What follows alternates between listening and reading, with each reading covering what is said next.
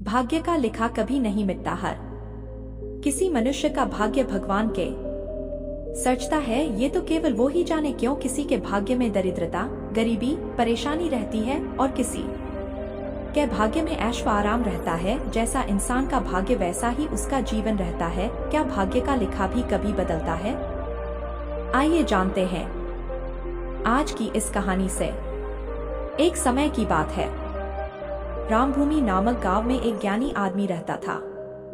फिर एक दिन वह सोचता है कि वह अपने बचपन के मित्र से मिलकर आए। फिर वह अगले ही दिन अपने मित्र से मिलने उसके गांव जाने लगता है। उसका वह दोस्त बचपन से ही एक पैर से अपाहिज और जुबान से गूंगा था। उस आदमी के गांव से उसके दोस्त का घर लगभग काफी दूर था।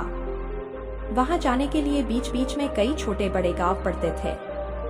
आदमी रास्ते से अपनी खुशी में चल रहा था, क्योंकि वह बड़े दिनों के बाद अपने दोस्त से मिलने जा रहा था। चलते चलते उसकी मुलाकात एक व्यक्ति से होती है, तो वह व्यक्ति भी राम के साथ सफर में चलने लगता है। उस आदमी को देखकर आदमी सोचने लगता है, चलो अच्छा हुआ, रास्ता आसानी से कट जाएगा। और आदमी खुशी से उसे व्यक्ति को उसका नाम पूछता है, तो उस व्यक्ति ने अपना नाम धर्मराज बताया। आदमी को यह नाम कुछ अजीब सा लगा, लेकिन उन्होंने नाम के विषय में कुछ ज्यादा उचित नहीं समझा। अब धीरे धीरे दोनों साथ चल रहे थे। तभी रास्ते में एक छोटा गांव आता है। गांव का प्रवेश द्वार आते ही धर्मराज ने आदमी जी से कहता, आप आगे चलो, मुझे इस गांव में एक कार्य है, मैं वह कार्य समाप्त कर आगे आपसे मिलता हूँ। आदमी कहता है ठीक है, और वह वहां से चलने लगते हैं। कुछ ही देर बाद खबर फैली कि किसी व्यक्ति को बैल ने कुचल दिया है। जैसे ही बैल ने उसे व्यक्ति को कुचल दिया, ठीक कुछ देर बाद ही धर्मराज आदमी के पास वापस आ जाता है। फिर दोनों चलना शुरू कर देते। चलते वह दोनों एक गांव के मुख्य द्वार पर पहुंच जाते हैं। गांव के बाहर एक बहुत ही बड़ा और आलीशान एक घर दिखाई देता है। वहां पर आराम करने की सुविधा काफी बढ़िया लग रही थी। आदमी के दोस्त का घर अभी भी वहां से दूर था और रात होने के कारण आदमी धर्मराज से कहते हैं, रात होने वाली है, सारा दिन सफर करने से तुम भी थक गए होंगे और भूख भी लग रही होगी, तो यहाँ पर हम भोजन करके यहाँ पर ही विश्राम करते हैं और आगे का सफर हम अगली सुबह जारी रखेंगे। धर्मराज ने कहा, ठीक है, मुझे भी यहाँ पर किसी को कुछ पैसे देने हैं, तुम भोजन करके आराम करो, मैं थोड़ी देर बाद आकर भोजन कर लूंगा। इतना कहकर वह वहां से चला जाता है। लेकिन उसके जाते ही कुछ देर बाद गांव में धुआं उठता हुआ दिखाई देता है और देखते ही देखते पूरे गांव में आग लग जाती है। आदमी ने हैरानी से सोचा, ये धर्मराज, कुछ तो गड़बड़ है। वो जहां पर भी जाता है कोई ना कोई अनहोनी जरूर हो जाती है। ये व्यक्ति कुछ तो अजीब है। लेकिन फिर भी आदमी जी ने धर्मराज से कुछ पूछना उचित नहीं समझा।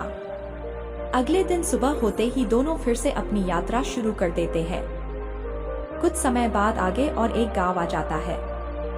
धर्मराज ने फिर आदमी से कहा, आप आगे चलिए, मुझे इस गांव में अपने मित्र के भाई से मिलने जाना है, मैं उससे मिलने के बाद आपको आगे रास्ते में मिलूंगा। ये कहकर धर्मराज वहां से चला गया। लेकिन आदमी इस बार आगे नहीं गया। वह वही खड़ा होकर धर्मराज को देखने लगता है कि वह कहां पर जाता है और क्या करता है। तभी थोड़ी देर बाद लोगों की चिल्लाने की आवाज सुनाई देने लगी कि एक व्यक्ति को सांप ने काट लिया है और उसकी मृत्यु हो गई है। ठीक उसी समय धर्मराज फिर आदमी के पास पहुंच गया। लेकिन इस बार आदमी से रहा नहीं गया और उसने धर्मराज से पूछ लिया कि तुम जिस भी गांव में जाते हो, वहां कोई ना कोई अनहोनी जरूर हो जाती है, क्या तुम मुझे बता सकते हो, ऐसा क्यों हो रहा है? तब धर्मराज मुस्कुराते हुए आदमी जी से पूछने लगता है, आप तो मुझे बहुत ज्ञानी मालूम पड़े थे, इसलिए मैं आपके साथ चलने लगा था, क्योंकि ज्ञानियों का साथ बहुत अच्छा होता है, परंतु आप अभी तक नहीं समझ पाए कि मैं कौन हूँ। आदमी ने कहा, मुझे पहले से ही शंका थी, तुम कोई आम व्यक्ति नहीं हो, अगर आप ही अपना परिचय देते तो मुझे आसानी हो जाएगी। तब धर्मराज ने जवाब दिया कि मैं लोगों के प्राण हरने वाला यमदूत हूँ और यमराज की आज्ञा से लोगों के प्राण हरण करता हूँ, जिसकी उम्र पूरी हो चुकी है। आदमी को पहले से इस बात की आशंका थी।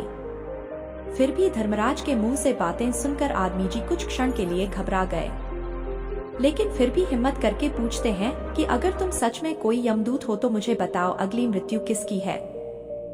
धर्मराज ने बड़ी सरलता से जवाब दिया कि अगली मृत्यु तुम्हारे उसी मित्र की है जिससे तुम मिलने जा रहे हो और तुम ही उसकी मृत्यु का कारण बनोगे।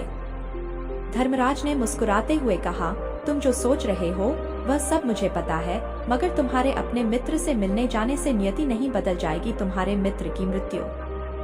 दोस्तों, वीडियो कैसी लगी है? वीडियो अच्छी लगी हो तो चैनल को सब्सक्राइब कर लो। ये बातें सुनकर आदमी सहम गया और सोच में पड़ गया कि अगर सच में यह यमराज का भेजा हुआ दूत तो उसकी बात भी सच होगी और उसके कारण मेरे बचपन के सबसे अच्छे मित्र की मृत्यु हो जाएगी, तो अच्छा ही होगा कि मैं उससे मिलने की बजाय वापस अपने घर चला जाऊं। कम से कम मैं अपने मित्र की मृत्यु का कारण तो नहीं बनूंगा।